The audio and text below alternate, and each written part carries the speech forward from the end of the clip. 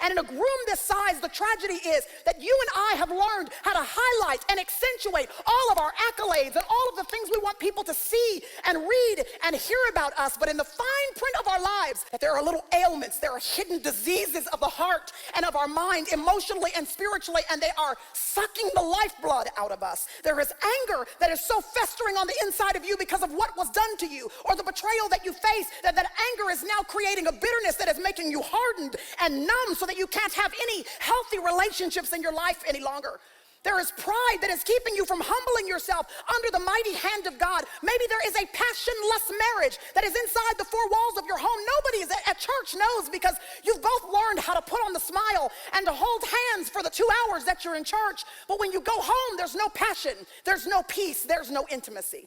Or maybe it is fear that is crippling you in your heart, or a lack of peace, or financial instability, or an addiction, a habit of your life that nobody else knows because you've learned how to conceal it and cover it up when you're outside the four walls of your home. But when you're at home, there's a lapse in your integrity that nobody knows about. The thing about leprosy is that you can only hide it for so long. And here's the thing, our social media outlets don't talk about our leprosy. You know, let Instagram tell it, the meals we cook, all of the meals we cook are gourmet masterpieces. Let Instagram tell it, all the children that we have raised, they are splendid little angels. Let our social media presence tell us, and the houses we live in, they're all pristine castles, and the man we married, he's a knight in shining armor, and the business we started, it's flourishing in every way, and a smile on our glowing, perfectly lit faces in our selfies relay a story of ease and peace and wellness. But I'm afraid, y'all, that underneath it all, there's an ailment in your heart, and you've just not let anybody in.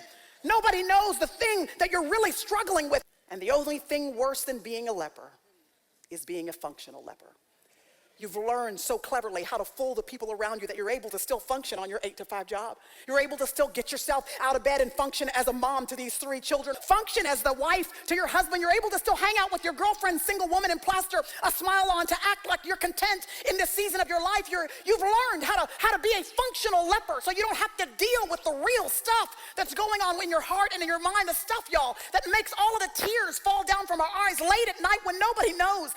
The tragedy is that we've not only gotten good at fooling everybody else, we've begun to fool ourselves into thinking we're healthier than we actually are. Is there a leprosy that's bleeding you out from the inside? Is there something that you need to contend with, an addiction that you need to deal with, strongholds that need to be broken, fear that needs to be stepped away from, hatred that needs to be dissolved? Do you need the healing power of Jesus Christ? Tonight is the night to deal with yourself before time runs out. Naaman was completely successful while being completely sick.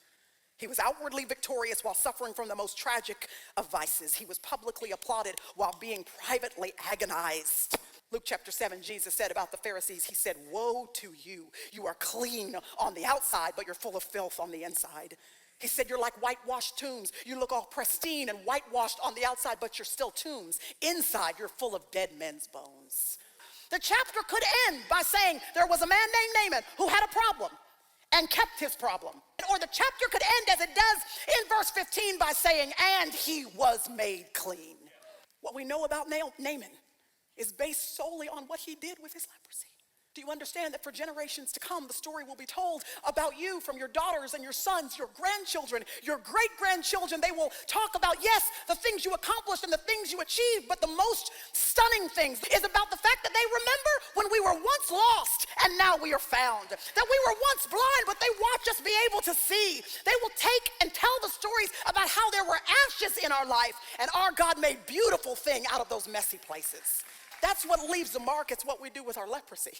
It's whether we leave it hidden and concealed behind the veneers that we so perfectly put up on our social media profiles, or whether we'll just bring it out to the open and say, here it is, here's the real deal. God, would you do business with this? I'm tired of this anger. I'm ready to let it go. I'm tired of this pride. I want to humble myself under the mighty hand of God so that he can exalt me. I'm tired of living in a stale, passionless marriage. Lord, take it and do with it what you will. Lord, I'm tired of being as I was. I want to be as you can make me to become.